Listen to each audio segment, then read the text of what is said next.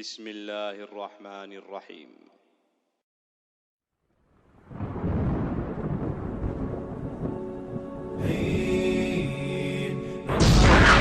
سوف يعلمون أن نحن المسلمون قادمون. نرفع الرايات سوف يعلمون أن نحن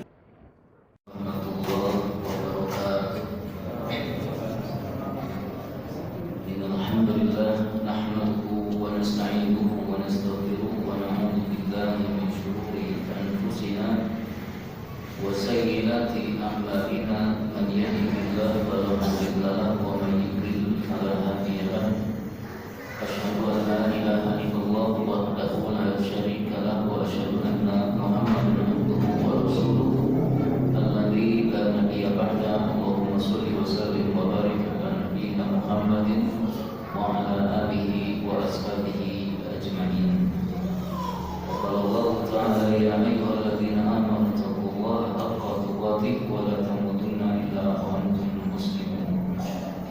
Ma'asyiral muslimin jamaah sekalian yang mudah-mudahan dirahmati oleh Allah Subhanahu wa taala. Alhamdulillah pada kesempatan yang berbahagia ini Allah Subhanahu wa taala mempertemukan kita di rumah Allah, di masjid, yang mudah-mudahan apa yang kita lakukan ini diridhoi oleh Allah Subhanahu wa taala dan amal kita ini menjadi sebab dihapuskannya kesalahan-kesalahan atau dosa-dosa kita.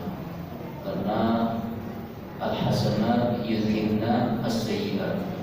Bahwasanya kebaikan-kebaikan itu menghapuskan keburukan. Jadi semakin banyak kita beramal soleh, maka di waktu yang sama ya kita sedang berusaha untuk menghapus ya kesalahan-kesalahan kita. Salawat dan salam senantiasa tercurah kepada uswah kita, tauladan kita Nabi Muhammad SAW, juga kepada keluarganya, para sahabatnya, juga kepada pengikut setianya yang mudah-mudahan kita semua termasuk di dalamnya. Pada kesempatan yang berbahagia ini, bagaimana tadi disampaikan bahwa tema kita pada malam ini adalah tentang faidah daripada surah Al-Falaq. Surah ini adalah surah yang ke-113 di dalam Al-Quran Al-Karim dan terdiri dari 5 ayat. A'udzu billahi minasyaitonir rajim.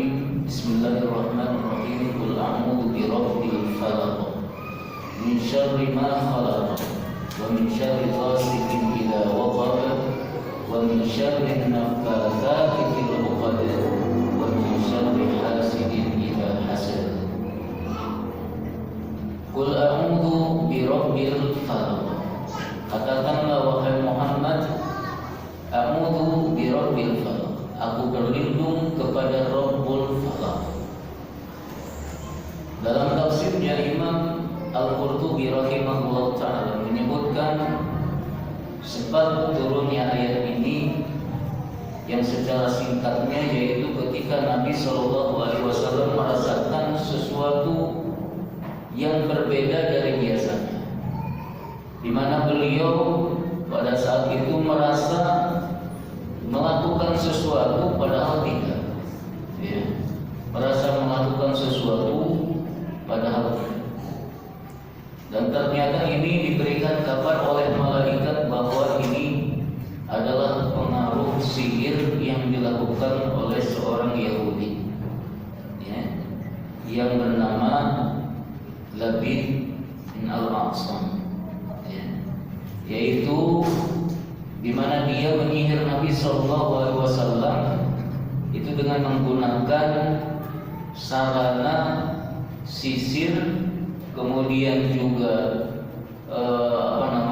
rontokan rambut Nabi SAW ketika beliau menyisir, ya, kemudian dengan satu tangkai kurma, ya, yang kemudian itu semua diikat, ya, diikat sebanyak 11 ikatan. Ini yang dimaksud atau yang disebut dengan pukul, ya, yang dimaksud dengan Buhul. Ya. Kemudian buhul ini disembunyikan di dalam suatu sumur, ya. Dan ini lebih lengkapnya bisa dibaca di dalam hadis riwayat Imam Bukhari dan Imam Muslim. Ya. Malaika kemudian ada yang mengatakan meruqyah Nabi SAW, ada juga yang mengatakan bahwa memang Nabi SAW yang membaca ini. Ya. Ketika dibacakan surah Al-Falaq, ya perlu diketahui ya bahwa surah ini dengan surah An-Nas turun bersamaan. Ya, surah Al-Falaq dengan surah An-Nas ini turun secara bersamaan dalam satu waktu. Ya. Jadi ini ikatannya ada 11. Ya, ketika dibaca satu ayat maka satu ikatan terlepas. Ya, berarti ada 11 ikatan, berarti harus yang dibaca adalah 11 ayat. Ya, 11 ayat itu dari surah Al-Falaq 5, dari surah An-Nas 6. Jadi total 11 ayat. Jadi ketika dibaca satu ayat terlepas satu ayat lagi terlepas lagi sampai di akhir ujung ayat daripada surah An-Nas, maka terlepaslah semua ikatan yang mengikat Nabi Shallallahu Alaihi Wasallam. Ya. Ma'asyiral muslimin rahimakumullah, pada ayat yang mulia ini Nabi Shallallahu Alaihi Wasallam ya diperintahkan untuk meminta perlindungan kepada siapa? Kepada Rabbul Falaq. Ya, kepada Rabbul Falaq. Siapa itu Rabbul Falaq? Ya, Rabb di sini adalah Al-Khaliq, pencipta, Al-Malik, penguasa, Al-Mudabbir, dan pengatur. Ya. Ketika disebut Rabb, berarti dia yang menciptakan, dia yang menguasai, dia yang mengatur. Itu adalah Rabb. Ya. Sedangkan Al-Falaq, ya, sedangkan Al-Falaq secara bahasa artinya adalah membelah, ya, atau juga terbelah, ya, atau juga terbelah yang kemudian mengeluarkan sesuatu, ya, terbelah kemudian mengeluarkan sesuatu dari yang lain. Adapun secara makna tafsir Al-Falaq di sini ada dua. Yang pertama adalah maknanya waktu subuh, al-isfar, ya, waktu subuh. Kenapa? Karena di sini Allah Subhanahu wa taala mengeluarkan cahaya fajar dari gelapnya malam. Dibelah kemudian muncul cahaya fajar.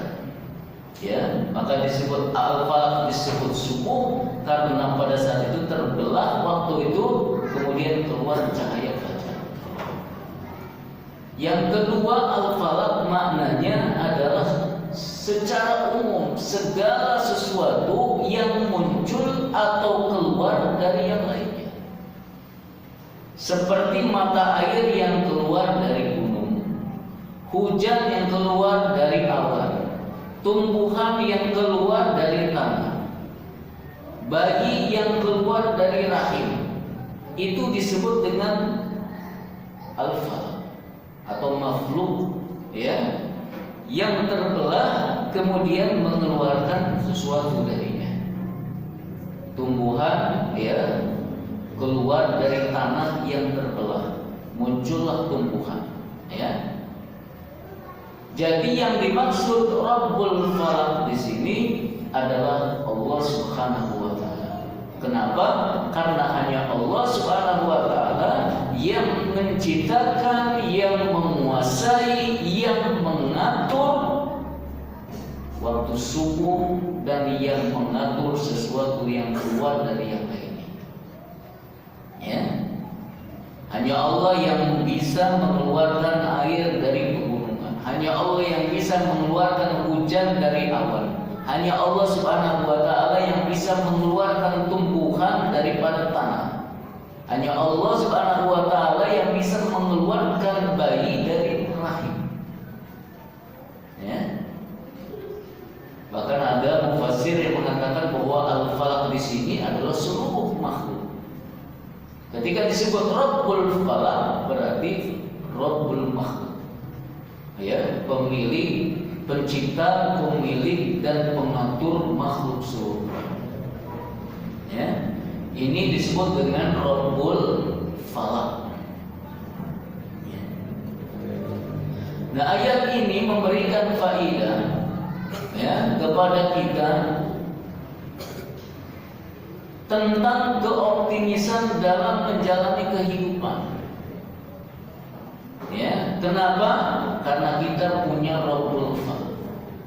Saat kita merasakan ketakutan, Allah lah yang akan mengeluarkan keamanan, ketenangan, ketentraman dari ketakutan ini.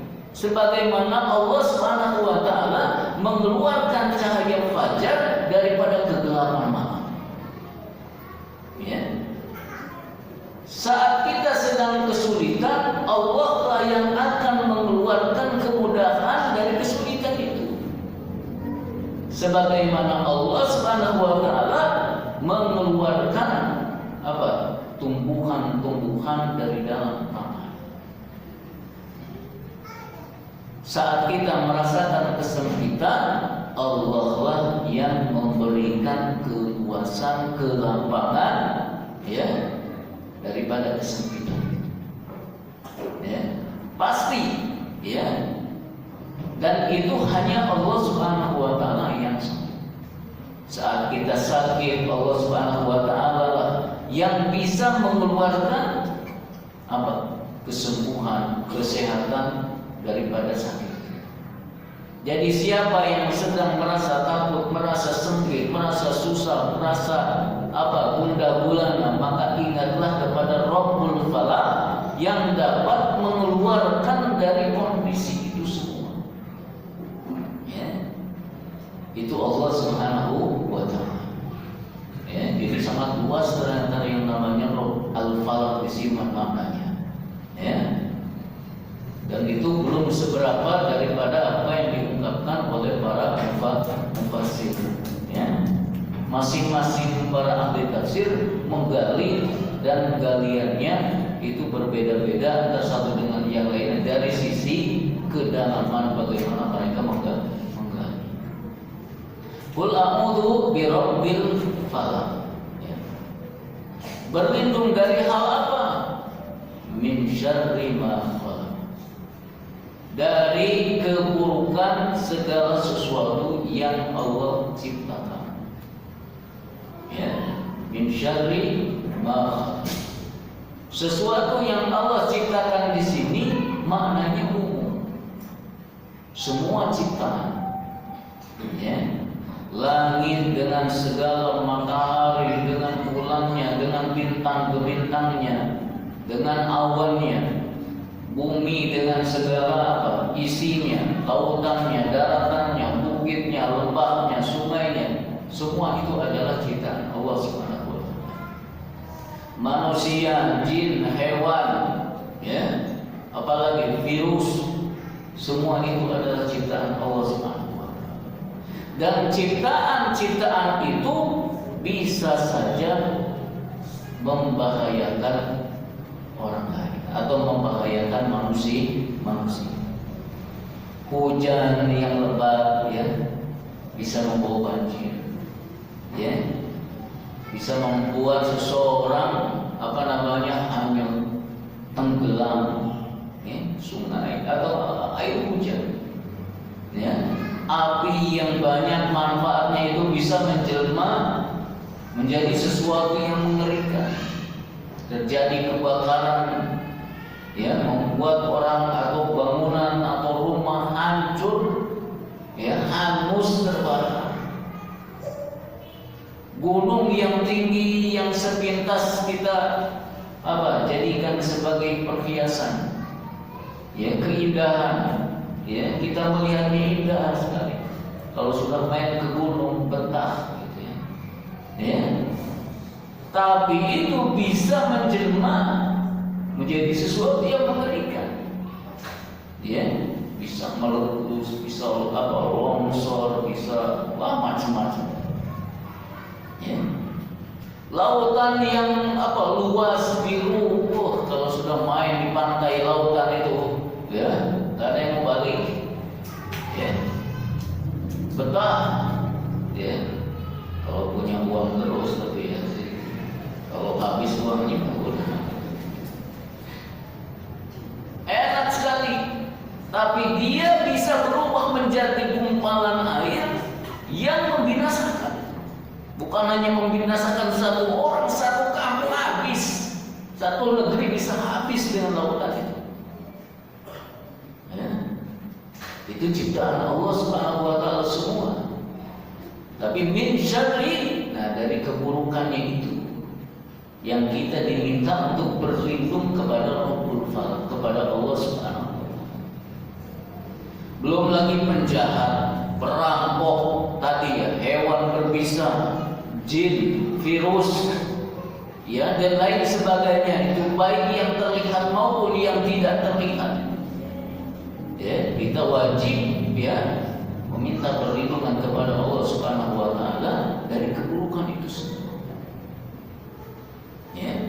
Bahkan ciptaan Allah Subhanahu wa taala yaitu diri kita sendiri itu bisa berpotensi menyebabkan keburukan bagi kita. Ya.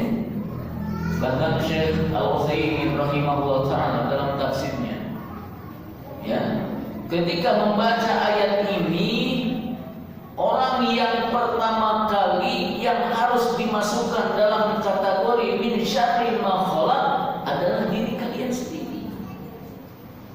Ya. Biasanya kan kalau kita membaca min syarri ma khalaq, di pandangan kita itu adalah eksternal, dari luar. Ya. Padahal yang pertama kali yang harus tertuduh adalah diri kamu sendiri, kita sendiri. Karena itu Nabi SAW itu senantiasa berdoa, wa na'udzu billahi min syururi anfusina, ya, wa sayyiati a'malina. Ya. Nabi SAW berlindung kepada Allah dari keburukan jiwa. Kenapa jiwa?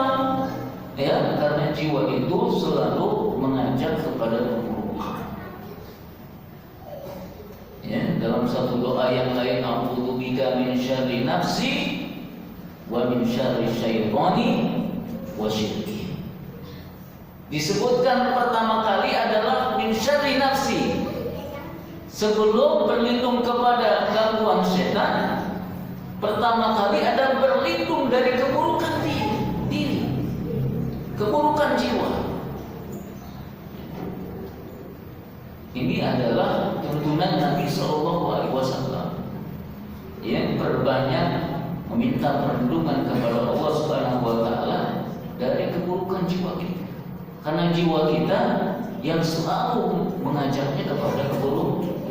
Al-ammaratu bisu. Mau taklim, diskusi dulu dengan hati. Ya. Taklim juga ya. Jangan deh, nanti aja. Ya, sekali doang enggak, ya. Atau sekarang gripis, ya. Atau udah besok lagi, ya. Atau macam-macam. Udah capek, ya, pulang kerja masa langsung taklim. Allah juga tahu, ya. Terus mau infak, begitu juga diskusi dulu dengan hati. Ya, gimana nih ngasihkan? Janganlah, itu anak-anak juga kamu belum kasih ini, belum bayar ini, belum lagi dapur itu, ya. Belum beli ini, belum beli itu, gimana mau infak? Diskusi dulu. Seringnya kita kalah sama hati kita, ya. Seringnya kita ngalah, nggak bisa memaksakan diri melawan keburukan jiwa kita. Ya. Nah ini min syarri ma khalaq, ya, adalah semua ciptaan termasuk keburukan diri kita sendiri. Kita diminta untuk berlindung kepada Allah Subhanahu wa taala. Ya. Qul a'udzu birabbil falaq min syarri ma khalaq wa min syarri ghasiqin idza waqab. Ya. Berlindung dari makhluk, ya, dari keburukan makhluk dan keburukan malam apabila telah gelap gulita. Kita diminta untuk berlindung dari keburukan malam karena memang di waktu malam itulah banyak bermunculan keburukan dan kejahatan dibandingkan dengan siang jauh sekali.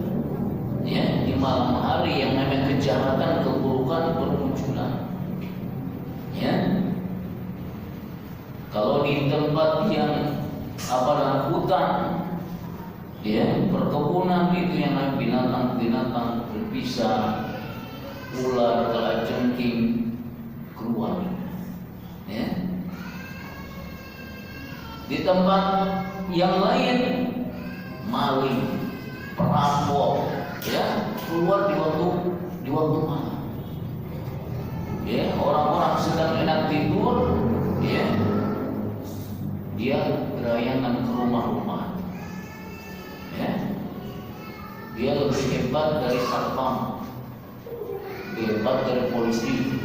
Ya, keamanan yang sebegitu ininya jebol kalau sama maling.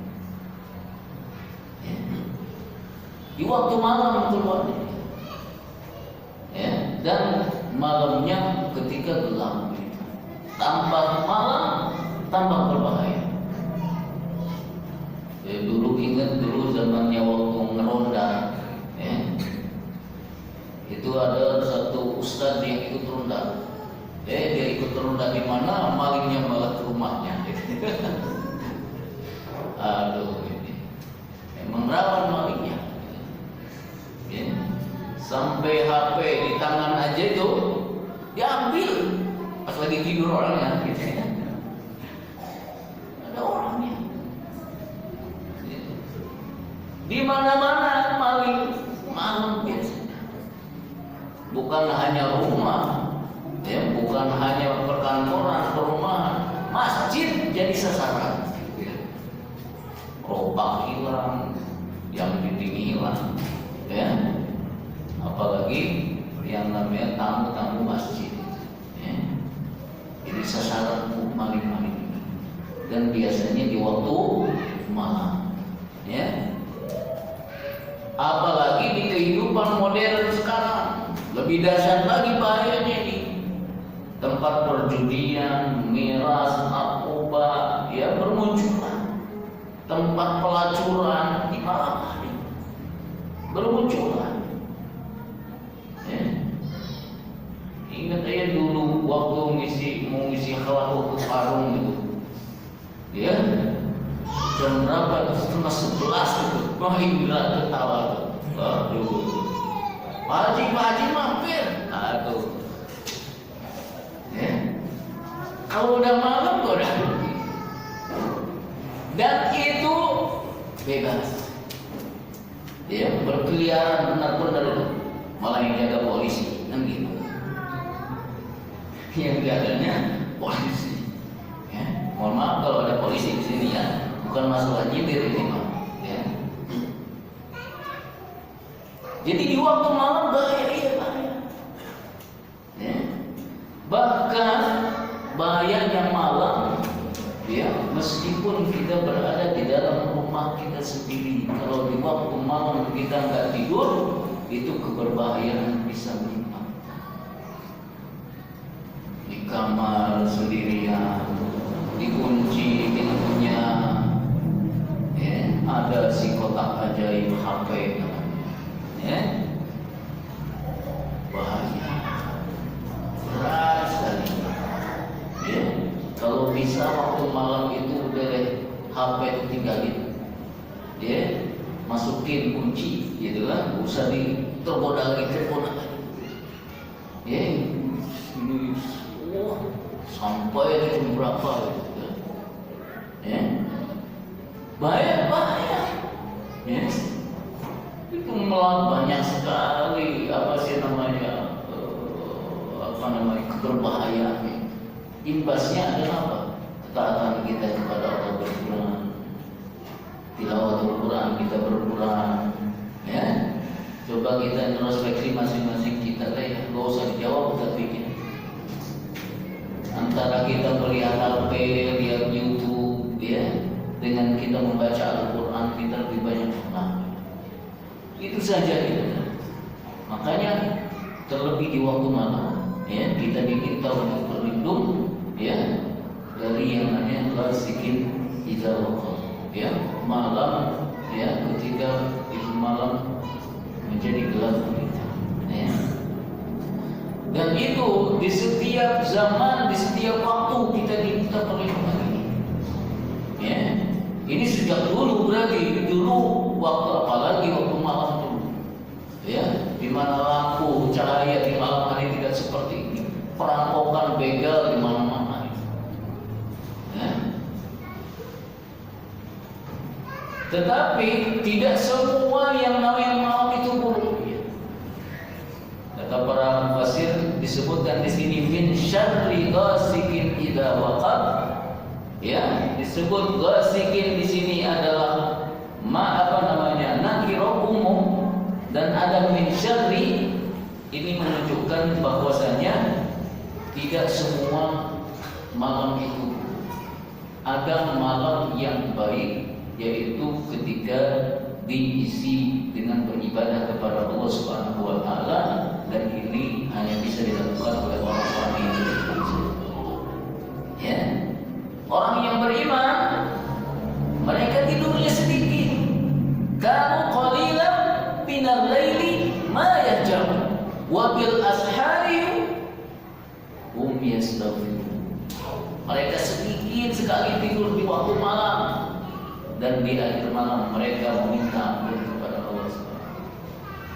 Ngapain aja mereka? Qiyamul lail, tahajud. Ya. Mereka isi waktu malam itu dengan qiyamul lail. Dan ini adalah kebiasaan orang-orang soleh sejak dulu kala ini.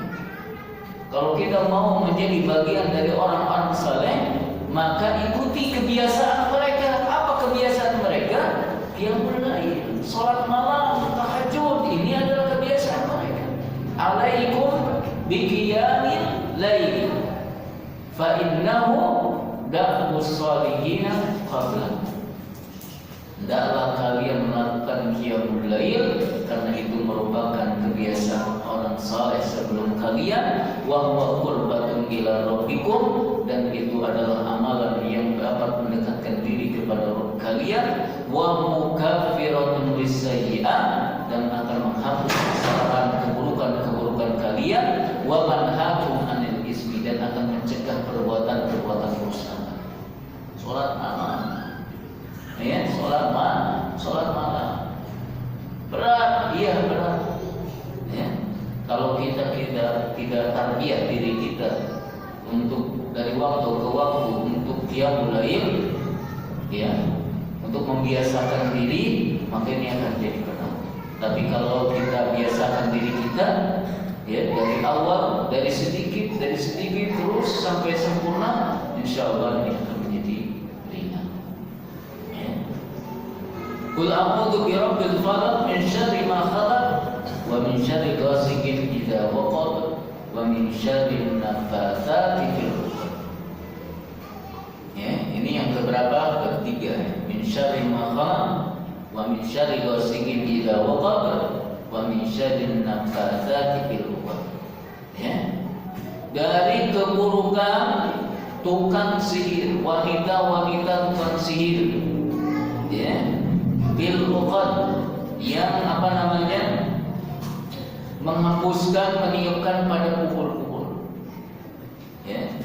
Di sini bedanya coba, an-nafatsat pakai alif lam, sedangkan sebelum-sebelumnya min syarri ma khalaq min syarri ghasiqin, ya, tanpa alif lam.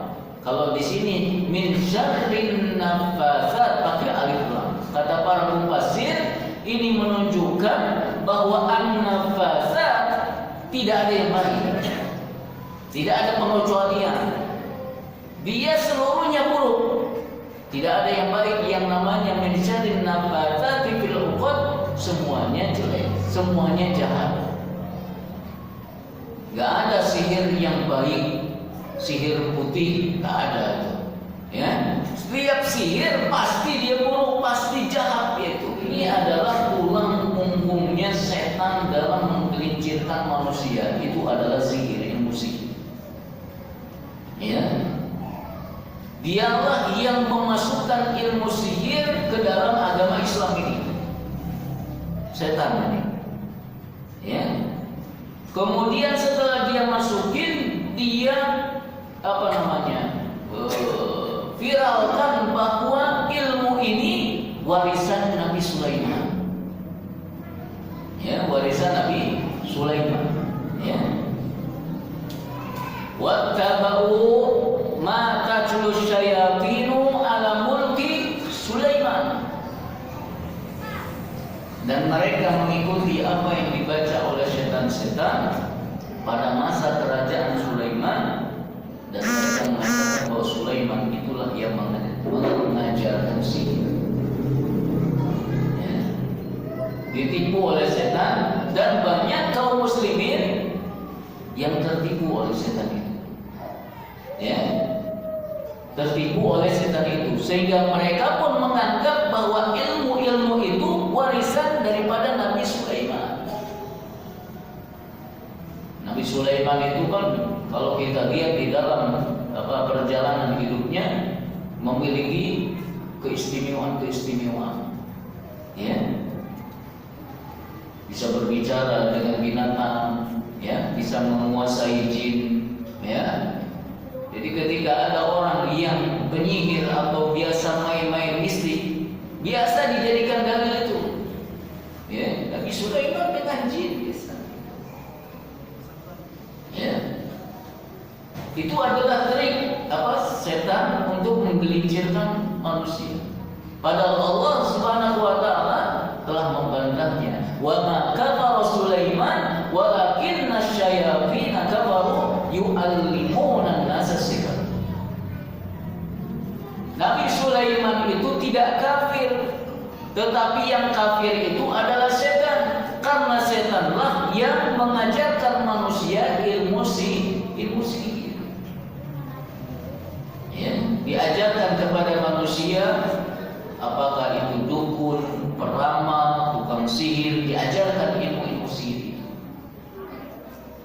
Ya, tinggal dipakai peci putih, pakai sorban, selesai. Ya, misinya akan tercapai. Maka tidak heran kalau sekarang kaum muslimin menganggap bahwa yang namanya wali Allah itu adalah mereka yang memiliki ilmu-ilmu yang semacam itu. Bisa terbang, kebal bacokan, ya. Apalagi sampai bisa menghilang, ya. Ini wali bener nih, begini nih, ya. Bukan lagi keimanan, bukan lagi ketakwaan, bukan lagi ibadahnya, bukan lagi mencontoh Nabi SAW atau tidak, bukan. Itu nggak dianggap itu. Ya. Kenapa? Karena sudah terkena jebakan setan. Ya. Dan ini sangat berbahaya sekali. Ya, makanya kita diminta berlindung wa min syarrin nafatsati fil 'uqad. Ya, tukang-tukang sihir yang meniupkan pada bukul-bukul tadi yang diikat. Ini bahaya sekali. Bisa memecah belah, bisa menceraikan suami istri, bahkan sampai bisa membuat orang mati. Bisa membuat sakit bertahun-tahun namanya. Ini kejahatan sihir. Dan ini sulit, ya, untuk dibuktikan. Gak bisa dipenjara para penyihir ini. Ngebuktiinnya gimana gitu. Ya. Makanya ketika syariat Islam ada, yang namanya tukang sihir itu gak dipenjara. Ya, gak dipenjara. Tapi dipenggal. Ya. Haddus sahiri darbatun bisayf. Bahwa hukuman tukang tukang sihir itu, enggak ya, selesai. Ya, kenapa? Saking berbahayanya kejahatan atau keburukan, ya, yang disebabkan oleh ilmu sihir. Ya.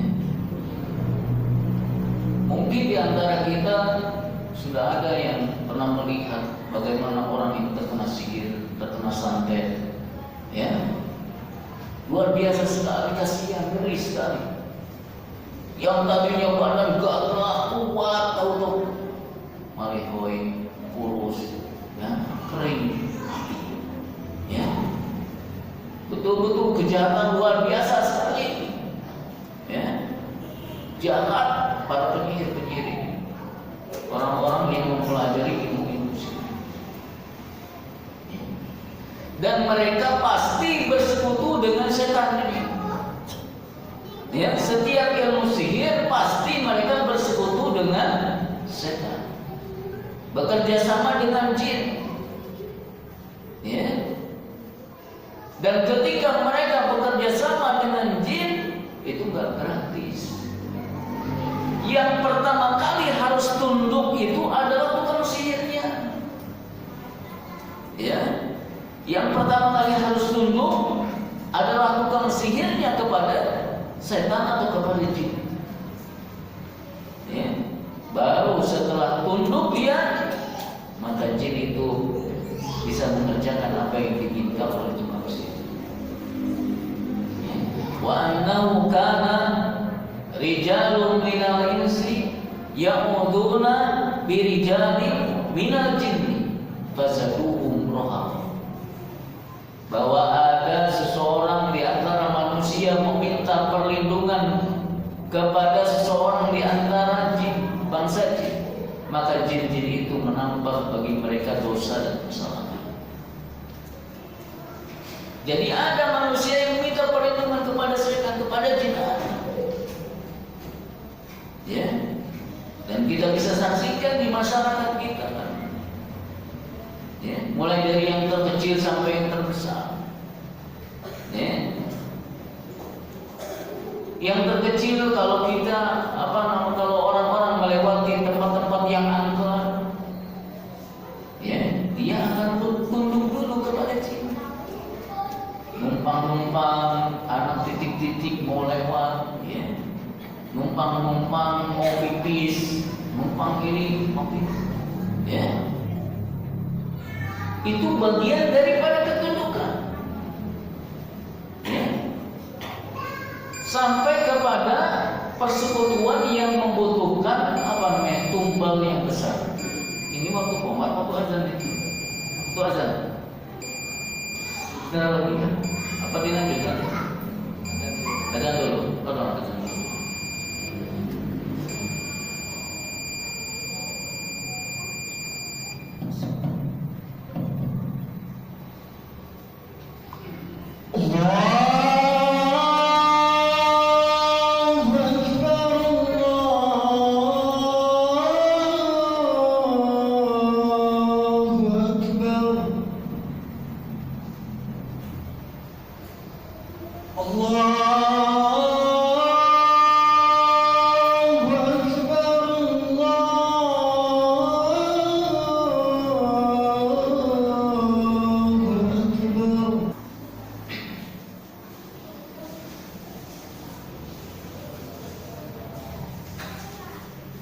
Qul a'udzu birabbil falaq min syarri ma khalaq wa min syarri ghasiqin idza waqab wa min syarri an-naffatsati fil 'uqad wa min syarri hasidin idza hasad. Ya, pertama kita berlindung dari keumuman makhluk. Kemudian yang kedua lebih khusus lagi adalah keburukan malam. Kemudian keburukan daripada para tukang sihir, dan yang terakhir adalah dari keburukan orang yang dengki apabila dia mendengki. Ya, ini adalah hasad, dengki, iri, ya, dan ini adalah perbuatan yang membahayakan orang. Ya, perbuatan yang membahayakan orang lain, dan kita diminta berlindung untuk terhindar dari perbuatan hasad. Karena kita tidak akan sanggup melawan orang yang hasad kalau kita tidak ditolong oleh Allah Subhanahu wa taala. Ya. Kita tidak akan sanggup. Ya. Orang yang hasad itu bisa sampai dia membunuh orang yang dihasadi. Ya. Bisa sampai membunuh.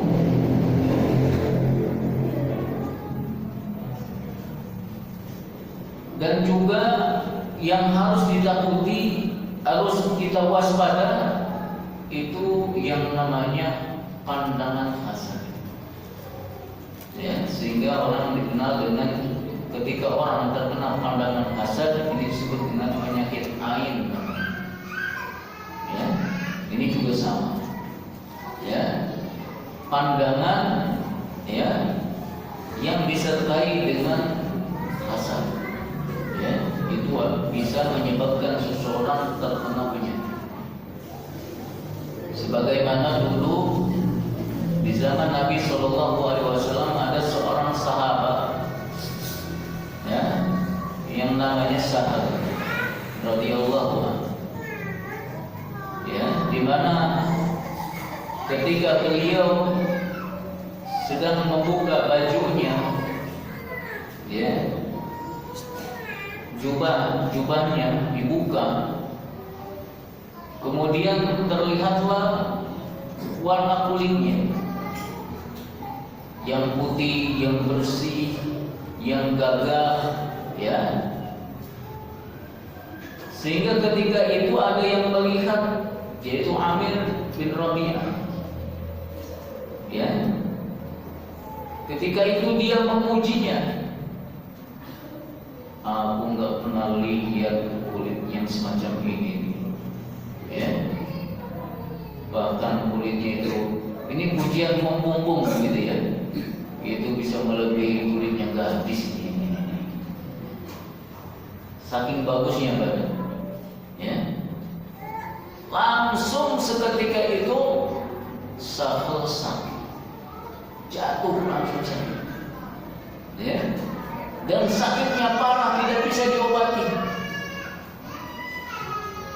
Ya, maka ketika ini disampaikan kepada Nabi SAW, maka Nabi SAW mengatakan kepada Amir bin Rabi'ah, mengapa seseorang itu bisa menyakiti saudaranya? Ya. Dia memuji, tetapi disebut sebagai menyakiti saudaranya. Kenapa? Karena dia memuji tanpa berzikir kepada Allah Subhanahu wa taala. Ya. Maka Amir bin Rabi'ah diperintahkan untuk berwudu, dan bekas air wudunya itu dibandingkan kepada Sahal. Langsung pada saat itu Sahal langsung sembuh. Ya. Ini keberbahayaan penyakit ain. Jadi kalau kita sedang melihat sesuatu yang menakjubkan kita, ya, maka jangan lupa kita berzikir kepada Allah Subhanahu wa taala sebelum kita memuji. Ya. Mendoakan keberkahan seperti barakallahu fi, masya Allah, tabarakallah, misalnya. Pintar anak ini, ya. Cerdas anak ini. Setelah kita membaca doa tadi. Makanya kalau kita sering lihat kalau di mobil itu ada tulisan Masya Allah, ya, itu supaya orang melihat yang pertama kali dibaca adalah Masya Allah, ya. Sebab apa? Pandangan ini bukan hanya untuk orang yang hidup pengaruhnya, kepada benda mati saja itu bisa berpengaruh, ya, kepada kendaraan kita, ya. Kalau ada seseorang punya mobil baru, hebat, mobilnya baru, bagus, mahal, mogok sebenarnya. Bisa jadi itu, ya. melihat sesuatu yang menakjubkan, jangan lupa, masya Allah, tabarakallah, bagus nih, ya, masya Allah, ya. Di sini juga kita harus hati-hati kalau masang foto kita di HP kita, ya, di WA kita, di status kita, hati-hati, ya, hati-hati, karena pandangan orang satu dengan yang lainnya berbeda-beda. Ada yang lagi gini, gitu kan, lihat, macam-macam gitu kan, hati-hati pandangan.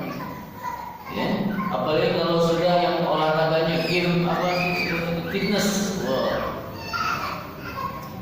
Bukan beli baju yang longgar, kalau udah main fitness beli bajunya yang sempit-sempit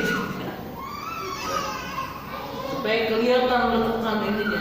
Ya, hati-hati, ya, hati-hati. Kalau sudah terkena air itu, mau sekuat apapun badannya, kempes langsung gak ada tenaganya kalau sudah kena air. Ya. Maka salah satu jalannya kita meminta perlindungan kepada Rabbul Falaq, kepada Allah Subhanahu wa Ta'ala, ya, supaya kita terhindar dari yang namanya pandangan hasad itu. Ya. Sebab betul-betul hasad itu, ya, diceritakan pernah ada seorang wanita yang bisa menyusui langsung dua anak. Ya. Ketika dilihat oleh tetangganya, wih hebat nih, bisa dua, saya mah satu aja susah nih keluar nih, gitu kan. Kamu bisa dua langsung pada saat itu dia sakit situ. Ya, gak bisa menyusui sama sekali. Jalan gerak pun nggak bisa, ya. Sampai ke dokter kemana nggak bisa. Dia baru teringat, oh waktu itu ada yang memuji saya, ya, tanpa berpikir. Maka didatangi orang itu dan dia diminta untuk berwudu. Kemudian bekas wudunya itu dibuat mandi oleh dia dan langsung seketika sembuh. Ya. Ini keberbahayaan yang namanya pandangan. Apalagi pandangan mata yang disertai dengan hasad atau dengki, ya. Wallahu a'lam bishawab. Ini yang bisa kita kaji pada kesempatan yang berbahagia ini. Jika nggak ada pertanyaan tadi ya, Pak? Ada.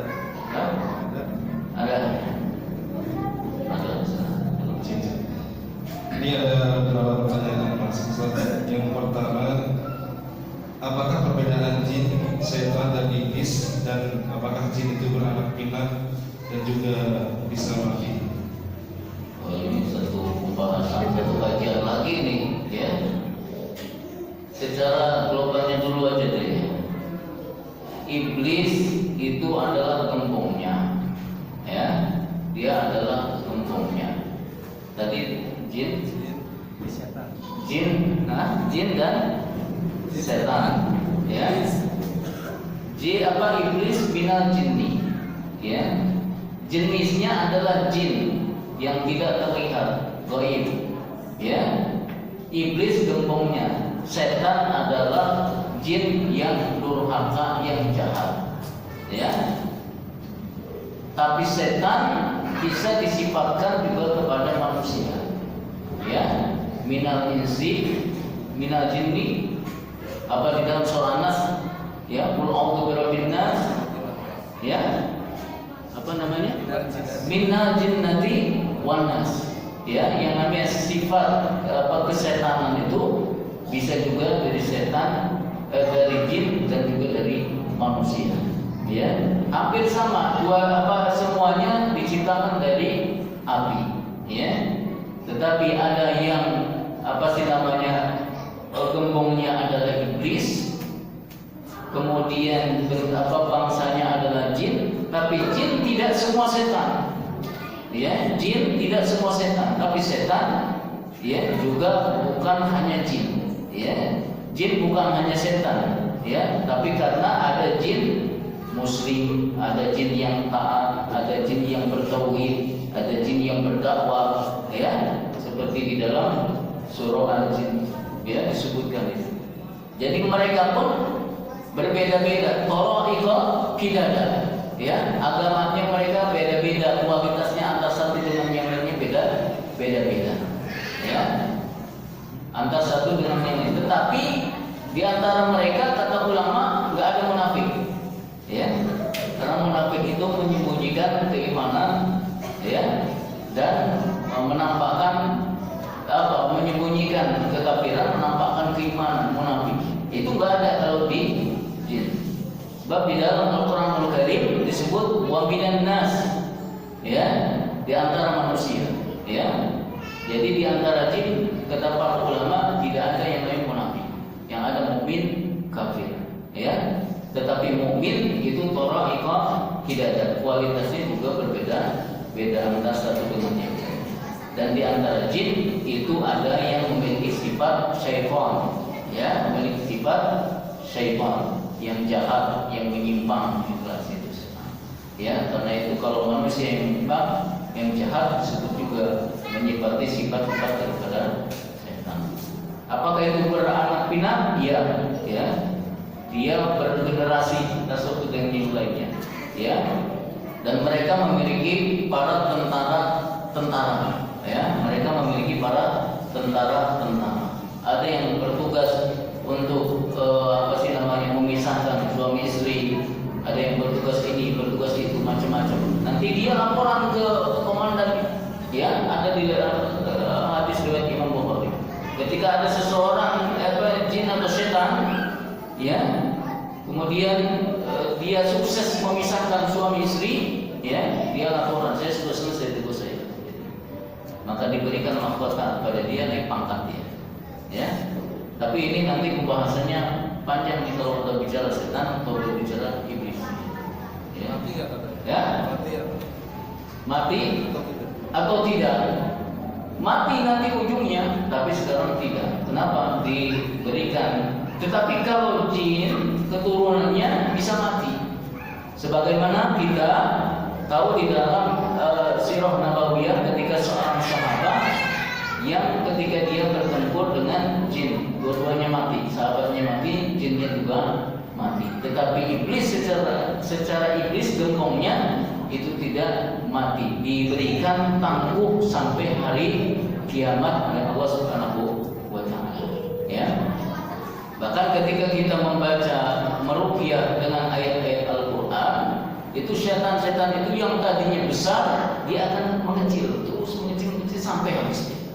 Ya, walaupun dia mungkin bisa menirukan orang yang sedang meruqyah, sama-sama membaca itu, saya juga bisa nih, kata dia. Terus aja bacain, ya, terus aja bacain sampai dia mengecil nanti hilang. Ya, Allahu a'lam. Apakah ada lagi? Jangan lama-lama tanya. Bismillahirrahmanirrahim. Ada dua maksudnya singkat sih. Yang pertama berkenaan dengan yang saat ini muncul di permukaan, ya, tentang asosiasi dukun, gitu kan. Ya kan, karena saya kan dibahas tentang bahayanya orang-orang yang belajar hal seperti itu. Dan yang kedua berkenaan dengan tadi kata saya ingin, ya, bahwasannya surat Al-Falaq ini sebelum ditunjukkan kepada orang lain harus lebih utama ditujukan kepada jiwa kita sendiri. Nah, yang Anda tanyakan berkenaan dengan jin korin, ada nggak sih maksudnya secara umum bisa nggak sih ditundukkan dengan maksudnya ketaatan-ketaatan yang lainnya yang ada pada diri kita? Itu aja. Belum paham pertanyaannya itu apa? Ada korin? Ya, maksudnya kan kita punya jin korin kan? Iya. Ya, maksudnya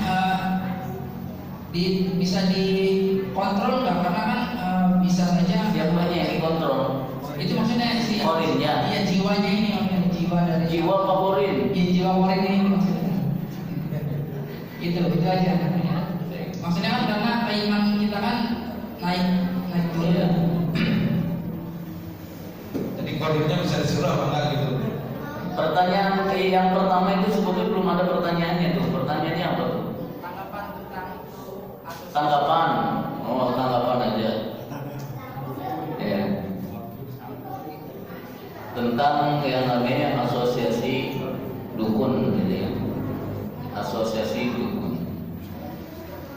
Ini PR besar ya buat para aktivis dakwah ini. PR besar. Artinya tantangan kita ke depan itu akan jauh lebih besar. Ya. Yang namanya para tukang sihir itu bukan hanya sekarang saja. Ya. Sudah sejak zaman bahula sudah ada. Ya. Setiap para penguasa negeri yang kafir, ya, atau yang berhukum dengan kekafiran, pasti ya didampingi oleh para penyihir-penyihir atau tukang-tukang sihir. Ya, Firaun yang begitu banyak tentara-tentaranya, tetap saja dia pakai tukang sihir. Ya, tetap saja dia pakai tukang sihir. Ya, jadi kalau ada yang mau ngeluh bidan sekarang, bidan mungkin lebih banyak tukang sihirnya nanti. Ya, jangan dikira kalau tukang sihir centeng-centeng yang semacam itu. Ya, kongkang-kongkang iyalah, jagoan dia mungkin itu. Sama pendamping-pendamping yang para tukang-tukang sihir. Karena tukang sihir itu lebih kafir, lebih hebat bantuannya. Ya. Jadi tantangannya lebih besar bagi kita. Ya. Jadi nggak ada lagi kita di antara kita. Ini nggak akan ada apa-apa, nggak akan ada apa-apa. Ya. Berat tantangannya. Apalagi kalau sudah dilabelkan dengan asosiasi, seakan-akan diresmikan, dilegalkan, ya, asosiasi perdukunan ini. Ya. Mau dilegalkan mau tidak sama saja. Ya. Ada dua kemungkinannya, mereka berbohong, ya, atau mereka bersekutu dengan setan. Ya. Dan ini harus dilawan. Dilawan tidak mesti harus diserang, mungkin di apa kondisinya berbeda-beda. Ya. Kondisi sekarang harus bagaimana, kondisi nanti harus bagaimana. Ya, minimal kita harus berdakwah besar-besaran, memberikan kesadaran kepada umat, memberikan akidah yang benar, memberikan tauhid yang benar, memberikan sunnah yang benar. Nanti itu menjadi tameng buat mereka ketika ada syubhat, ya, daripada para tukang-tukang sihir. Ya, bahwa lantas tentang keburukan di dalam diri kita, hawa nafsu kita, itu tidak mesti itu lahir daripada gangguan setan. Ya. Tidak mesti dari gangguan, karena tadi jiwa kita juga selalu mengajak kepada keburukan. Ya, selalu mengajak kepada keburukan. Terlebih kata para ulama itu dalam hal yang namanya syahwat. Ya, kalau dalam masalah syubhat biasanya dicepokin oleh setan. Ya, tetapi dalam syahwat biasanya ya itu dikendalikan oleh hawa nafsu. Ya, maka ini yang harus menjihadinya adalah dirinya sendiri. Ya, dirinya sendiri. Kita bisa mengendalikan hawa nafsu kita, bisa. Ya, dengan mengarahkan jiwa kita itu ke jalan yang benar. Ya, tidak menuruti setiap keinginannya. Ya, harus kita lihat. Ya, dan kita ya dituntut untuk bareng-bareng atau bersama teman-teman yang lain, supaya ketika hati kita menginginkan kemaksiatan tercegah dengan ada teman kita. Ya, makanya kalau kita safar perjalanan jauh itu disunahkan kita 2 orang atau lebih, jangan sendirian. Ya, sebab kalau sendirian hawa nafsu kita tidak akan ada atau tidak ada yang berusaha mencegahnya. Ya, pandangan mata kita akan liar kemana-mana kalau kita bepergian sendirian, bebas mata kita kemana aja gitu. Tapi kalau ada teman di samping kita, ya minimal lah mata kita ngerem, ya minimal ngerem, muka aja yang ke depan, matanya di samping gitu. Ya, itu kalau berdua. Kalau bertiga tambah kuat lagi, ya berempat tambah kuat lagi, ya itu hakikatnya. Karena itu ketika kita bersama-sama itu setan akan menjauh. Ya minimal satu musuh udah hilang gitu ya.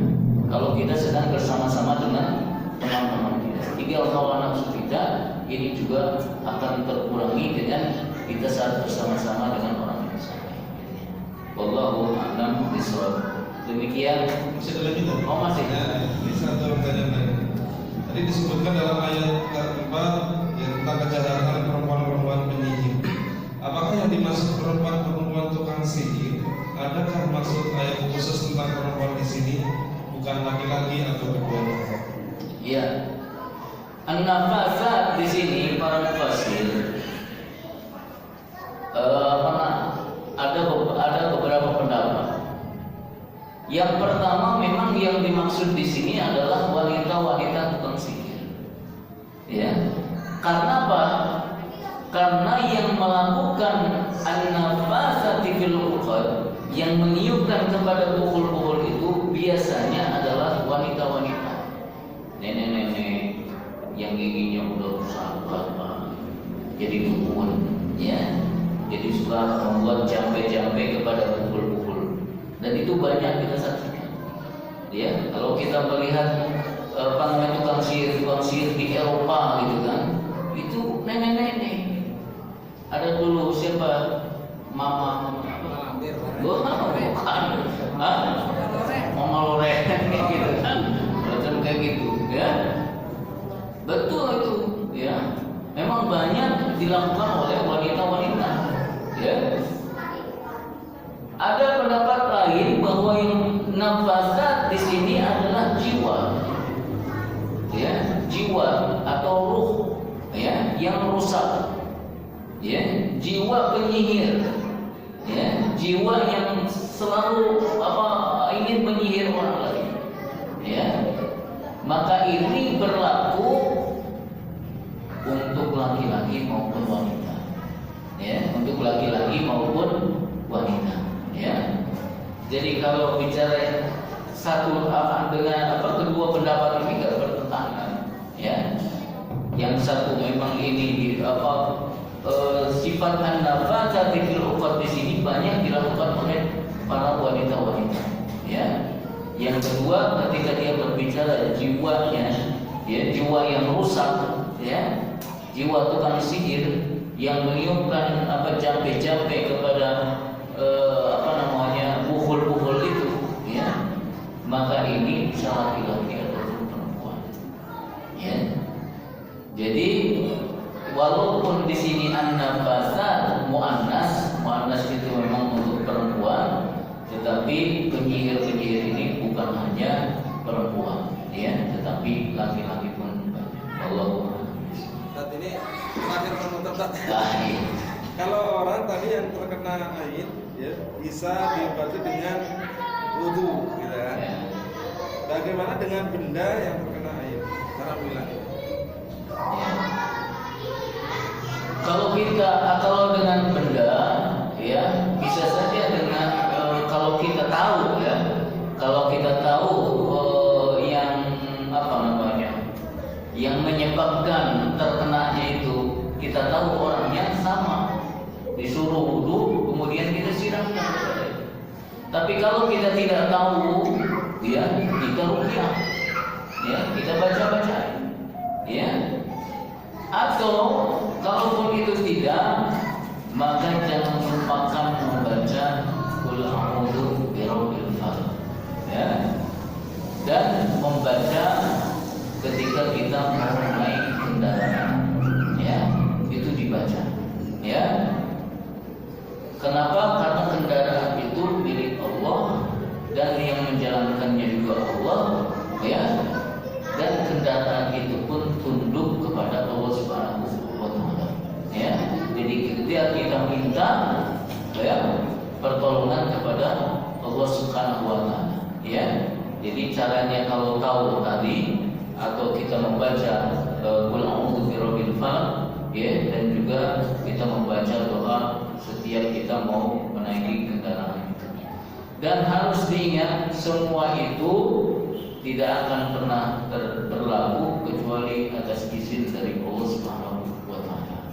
Ya. Jadi kita pun meminta perlindungannya itu hanya kepada Allah Subhanahu wa taala. Ya.